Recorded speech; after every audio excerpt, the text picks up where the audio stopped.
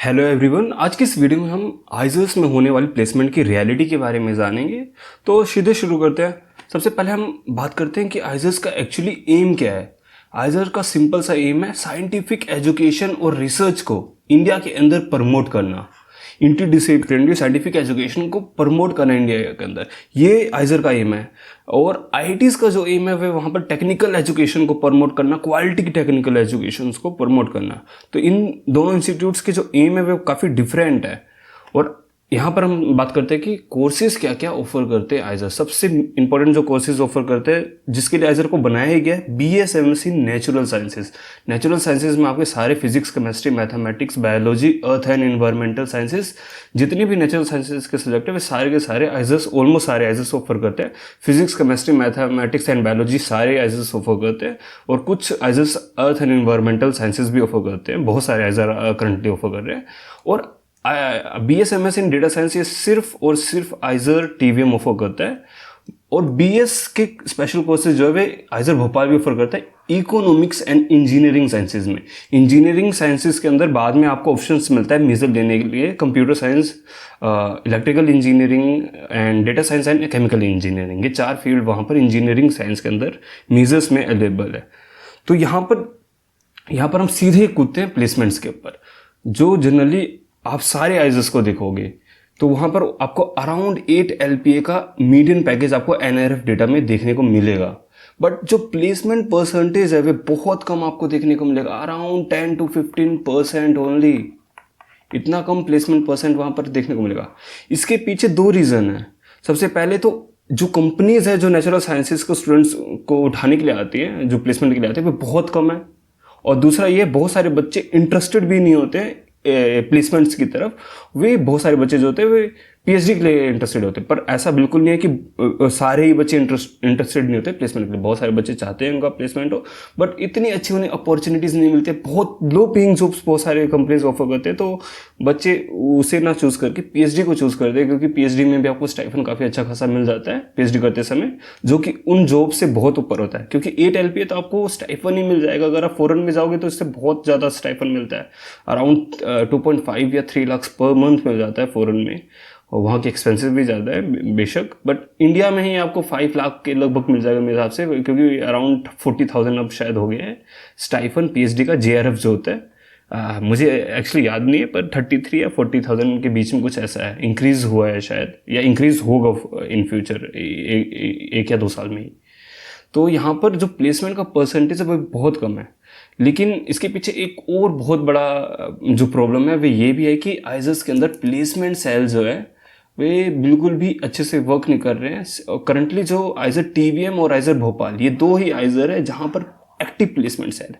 और आइजर TVM में just last year में ही ये प्लेसमेंट सेल एक्टिव हुआ है। और बाकी सब आइजर्स में प्लेसमेंट सेल इतना एक्टिव नहीं है, बहुत कम ही वहाँ पर प्लेसमेंट सेल बहुत कम ही अपॉर्चुनिटीज़ ढूंढ पाता है। बट आइजर भोपाल का जो प्लेसमेंट सेल है वो काफ़ी वर्क कर रहा है। ये मैंने देखा है कि आइजर भोपाल का जो प्लेसमेंट सेल है वो काफ़ी वर्क कर रहा है। और सबसे बेस्ट अभी प्लेसमेंट सेल मेरे को जो लग रहा है अमंग सारे आइजर्स में, वो आइजर भोपाल का ही है। आइजर TVM का भी लास्ट ईयर ही एक्टिव हुआ है, तो इसमें अभी काफ़ी टाइम लगेगा, एटलीस्ट 2 साल तक लग जाएंगे प्रॉपरली इसे वर्क करने में। बट आइजर भोपाल का इस साल काफ़ी, मतलब 2023 में काफ़ी अच्छा वर्क किया है। और जैसे जैसे टाइम बीतेगा वैसे वैसे इनकी रीच इंडस्ट्री में और बढ़ेगी। और इंडस्ट्री के अलावा एकेडमिक फील्ड में भी बहुत अच्छी रीच इनकी बढ़ेगी, जिससे ये इंडस्ट्रियल अपॉर्चुनिटीज़ और एकेडमिक अपॉर्चुनिटीज़ दोनों टाइप की अपॉर्चुनिटीज़ अपने स्टूडेंट्स को प्रोवाइड कर पाएंगे। तो हम सीधे अब आइजर जो भोपाल ये इतना अच्छा जो प्लेसमेंट सेल इनका वर्क कर रहा है, उसका एक प्रूफ मैं आपको दिखाना चाहता हूँ। वह है NIRF का डेटा। आइजर भोपाल ने अपना 2024 का NIRF डेटा अपनी वेबसाइट में अपलोड कर दिया है, जो कि आपको 2024 का जो NIRF डेटा जब पब्लिश होएगा तब वहाँ पर भी ये सेम डेटा आपको देखने को मिलेगा। लास्ट ये मैं भी आपको जो डेटा दिखा रहा हूँ 4 ईयर UG स्टूडेंट्स का, मतलब यहाँ पर BS वाले जो स्टूडेंट है उनका। लास्ट ईयर 10 स्टूडेंट्स बस यहाँ से पास आउट हुए थे, उसमें से 4 स्टूडेंट का प्लेसमेंट था। और अराउंड 17.5 का मीडियन पैकेज था, जो कि बहुत हाई है अगर आप आइजर्स में देखोगे, क्योंकि आइजर्स में अराउंड 8 LPA का मीडियन पैकेज चलता है।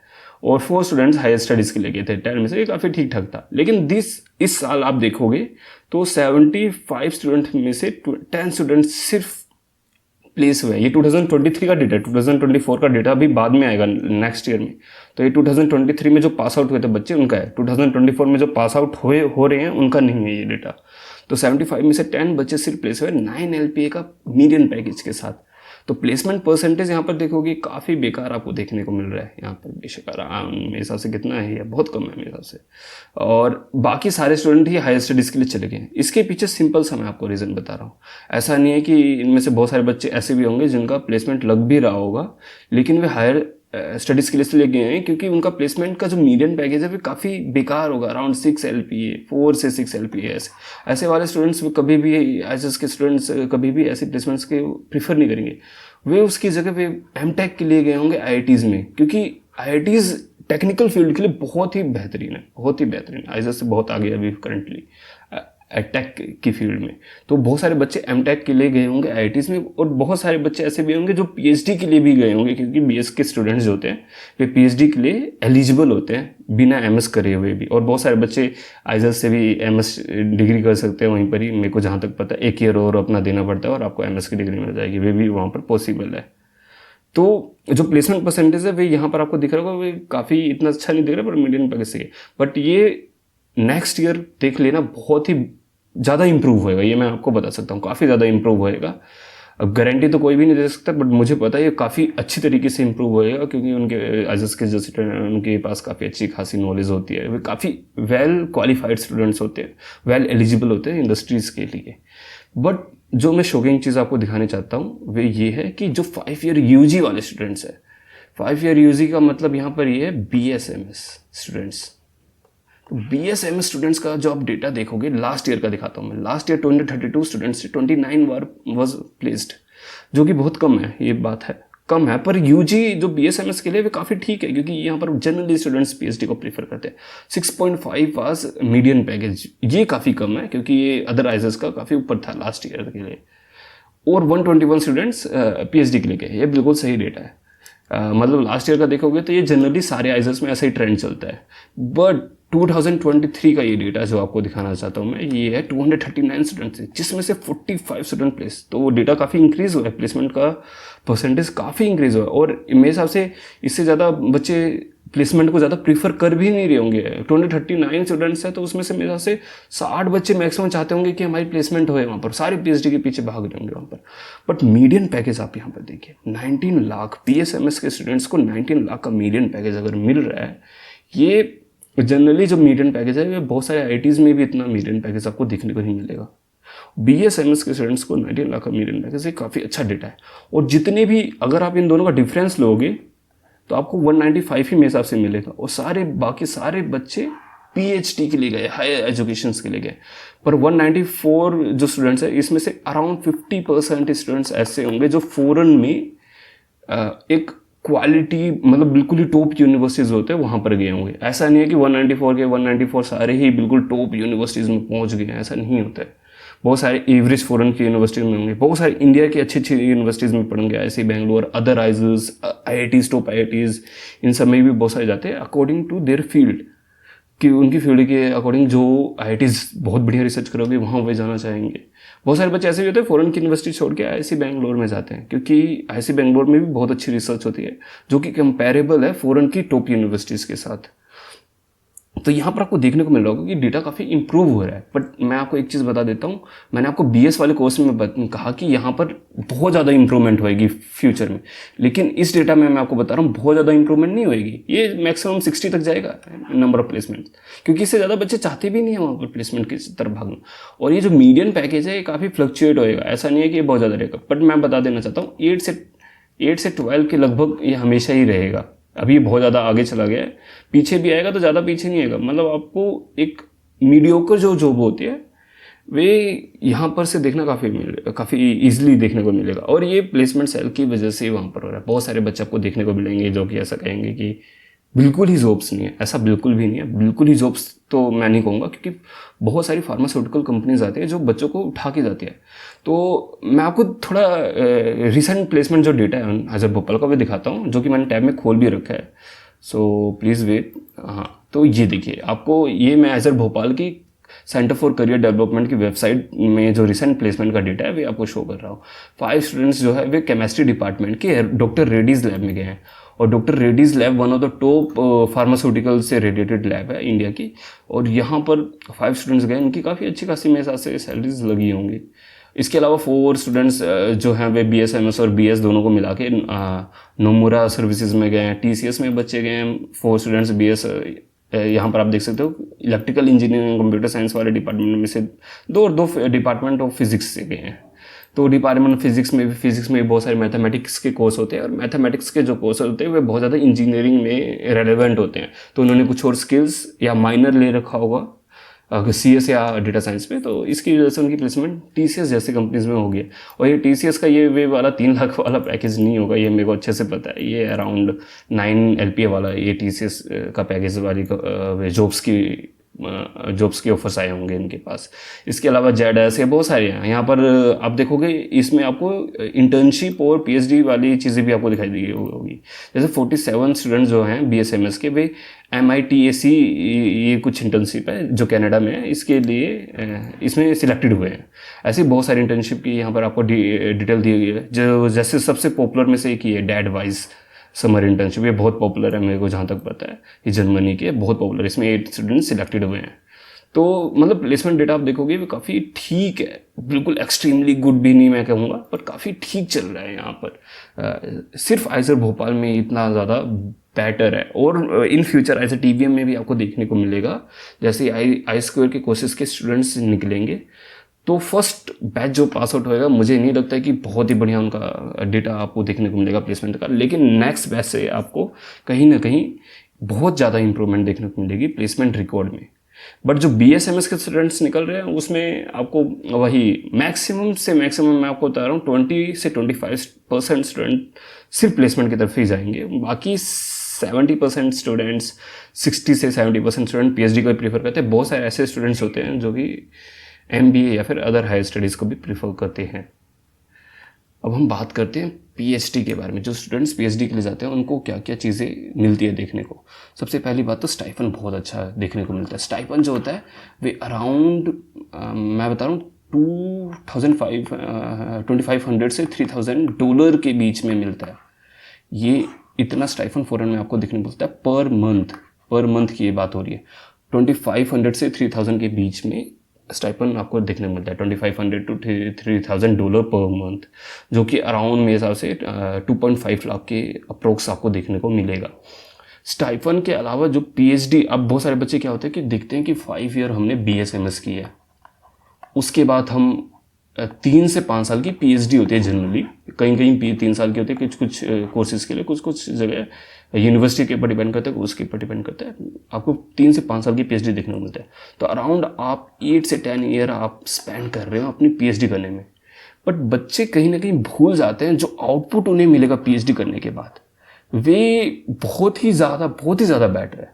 मतलब BSMS के बाद बच्चों को इतना अच्छी अपॉर्चुनिटीज़ देखने को नहीं मिलती है, ये बात बिल्कुल सच है। देखने को मिलते हैं बट इतनी ज़्यादा अच्छी नहीं देखने को मिलती है, क्योंकि एक्चुअल जो वर्क कर रहे हैं, एक्चुअल रिसर्च जो कर रहे हैं, वे आप PhD के दौरान ही करोगे।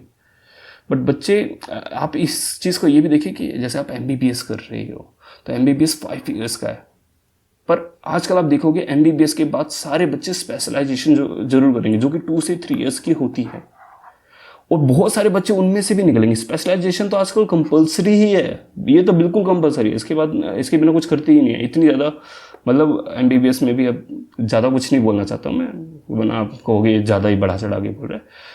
और इसके बाद भी बहुत सारे बच्चे जो होते हैं वे सुपर स्पेशलाइजेशन करते हैं, जो कि फिर से वही 2-3 साल की होती है। तो इधर भी आपका टाइम काफ़ी लग रहा है, काफ़ी ज़्यादा। और इसके बीच में जो आप ये देख रहे हो ना, ये PG की जो एजुकेशन होती है, इसके लिए नीट PG का एग्ज़ाम देना पड़ता है, जो कि बहुत ही हार्ड एग्ज़ाम होता है। नीट से भी शायद ज़्यादा मुश्किल होता है इसमें सिलेक्शन रेट। तो सारे के सारे इसमें सिलेक्ट भी नहीं होते, इसमें बहुत सारे बच्चे ड्रॉप भी लेते हैं, तैयारी करते हैं नीट PG के लिए, तो वहाँ पर भी आपका टाइम जा रहा होगा। तो इस फील्ड में भी काफ़ी टाइम जा रहा था। और यहाँ पर स्पेशलाइजेशन करने के बाद बहुत बढ़िया अपॉर्चुनिटीज़ होते हैं, उससे कम अपॉर्चुनिटीज़ आपको यहाँ पर से PhD करने के बाद नहीं रहेगी।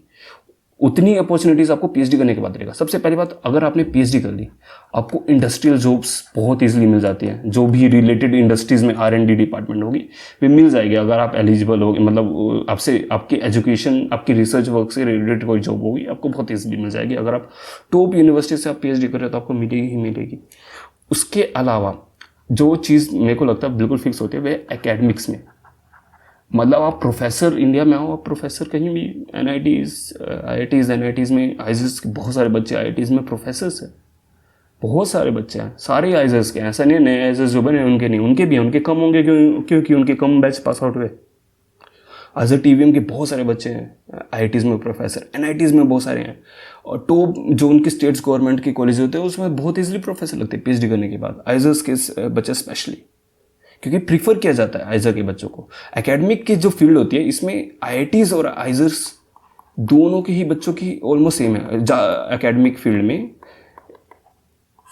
और उल्टा मैं ये कहना चाहूँगा कि एकेडमिक्स में आइजर के स्टूडेंट्स को ज़्यादा प्रीफर किया जाता है IITs के स्टूडेंट से। और रिसर्च ओरिएंटेड कुछ भी कोई इंस्टीट्यूट होगा वे तो करेगा ही करेगा। ऐसा बिल्कुल नहीं IITs के बच्चों को नहीं प्रेफर किया जाता। टॉप IITs जो हैं, IIT Madras, IIT Bombay, IIT Kharagpur, Guwahati, इन सब की बिल्कुल इक्विवेलेंट है ये, मतलब जो पहुंच है बहुत ही सिमिलर है। तो ये चीज़ मैंने यहाँ तक आपकी क्लियर कर दी है। इसके बाद हम बात करते हैं सबसे इम्पोर्टेंट क्वेश्चन, आइजर्स आपके लिए है या नहीं है। तो ये चीज़ बिल्कुल सिंपल सा है। अगर आप रिसर्च में इंटरेस्टेड हो, रिसर्च में अगर आप इंटरेस्टेड हो तो आ जाइए, आप बिल्कुल आंख बंद करके आप इधर आ सकते हो। इससे पहले आप IISc बेंगलोर को प्रेफर कीजिए, फिर आइजर और नाइजर दोनों को बिल्कुल आप सेम लेवल पे रख सकते हो। कहीं ना कहीं आपको फाइनेंशियल इशू है, देन आइजर को आप बिल्कुल ऊपर रखिए, आइजर को आप प्रीफर कीजिए। अगर आप रिसर्च में इंटरेस्टेड हो तो आइजर बिल्कुल आंख बंद करके आ जाए। लेकिन अगर आप प्लेसमेंट, सिर्फ प्लेसमेंट को देख लो, देन आप आइजर को मत देखिए, नहीं देखिए सही में।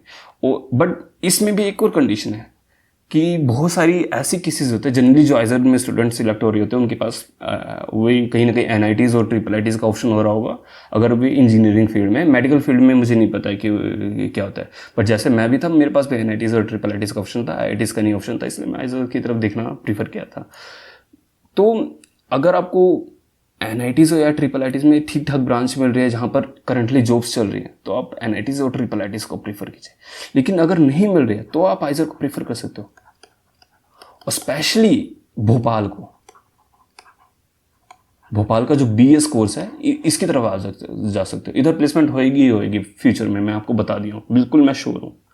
इसके अलावा आप आइजर TVM को प्रीफर कर सकते हो क्योंकि यहाँ पर डेटा साइंस का कोर्स है। बायोलॉजी की सबसे ज़्यादा डिमांड होती है, उसके बाद फिजिक्स की होती है, फिर केमिस्ट्री।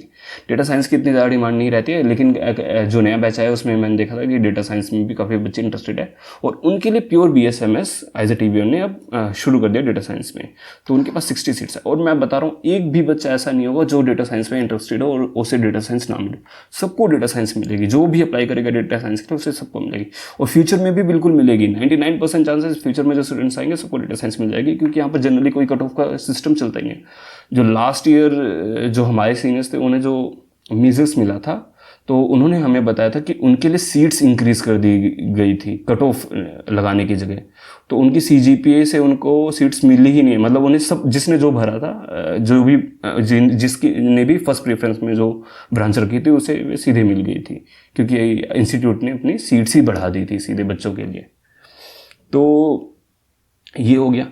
इसके अलावा अगर आपकी फाइनेंशियल कंडीशंस काफ़ी बेकार है, फाइनेंशियल कंडीशन, तो मेरे हिसाब से आप फाइनेंशियल कंडीशन बेकार है तो आप BSMS वाले कोर्सेज के लिए मत जाइए। प्योर साइंस में जो BSMS कोर्स है उसमें मत जाइए आइजर्स में, क्योंकि वे काफ़ी आपको लंबा पड़ेगा, काफ़ी टाइम उसमें लगेगा ही लगेगा।